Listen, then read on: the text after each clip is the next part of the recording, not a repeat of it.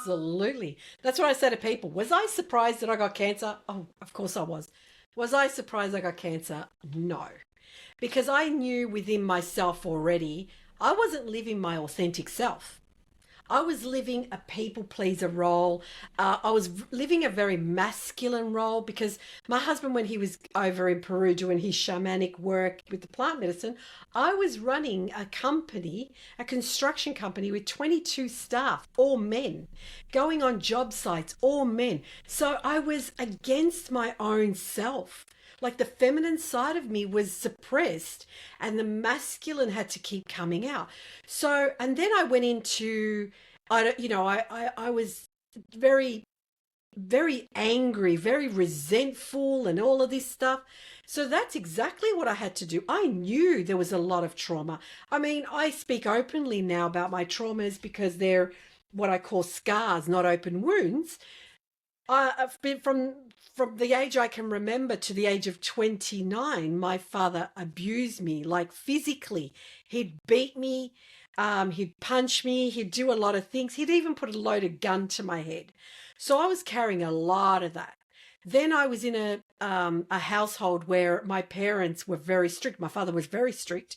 So I couldn't go out. I couldn't do anything, to the point where I had to leave my own parents' house. It was the only way for me to be able to live a life. And that was at the age of 20, no, the age of 30. Um, so there was a lot of stuff. There was a lot of stuff I was holding. But also, I came from a family where even though my parents were attached at the hip, they were very jealous of one another. So when I first met my husband, I knew my husband, I've known him now 23 years. I was very jealous. Like, I don't go and speak to that girl because if you speak to that girl, you're going to marry her. Because I didn't understand it. Yeah, I was so naive, but I was sitting in jealousy and resentment and all of these pain, so much pain, but I wasn't being who I wanted to be. So that was the moment where I went, oh no, nah, I'm not doing that anymore. I need to start living me. And that's when I said, the first thing I said, and my husband doesn't like when I say it, but I don't mean it in a bad way. I didn't need my husband. I didn't need him, but I need him to want me. So there was a difference. Like I was, yes, honey, you do something, you stand forward and I'll stand in the back. And he was always saying to me, I don't need to stand in front of you. I need you to stand beside me. But I couldn't understand what that meant. But it was, I needed to find myself. I needed, who's Grace? And I didn't love myself until I was 47. That was the other thing. There was no self-love. Absolutely none. I gave all my love to everyone else. But really, was it love or was it a transaction?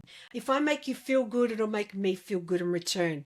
Like, I'll do that for a transaction. Now I don't do it as a transaction. I do it because I naturally want to do it. If I like you, I naturally like you. If I don't like you, it's okay. I don't have hard feelings. But before I didn't understand that. So it was a matter of finding who is Grace. Who is Grace? Not the 47-year-old who's been diagnosed with cancer, not the wife of someone, not the business owner. Who's Grace? So that is a journey. And I was thinking about it the other day when I was going on my walk. Is something I've been doing for the last 6 years. It's not something that just changes overnight. No, you have to keep twigging at it because if not, you go back to your old habits. And the moment now I know I'm going back to my old habits, it's quite interesting. I know because I don't feel good. Nah, I'm not feeling good, Grace.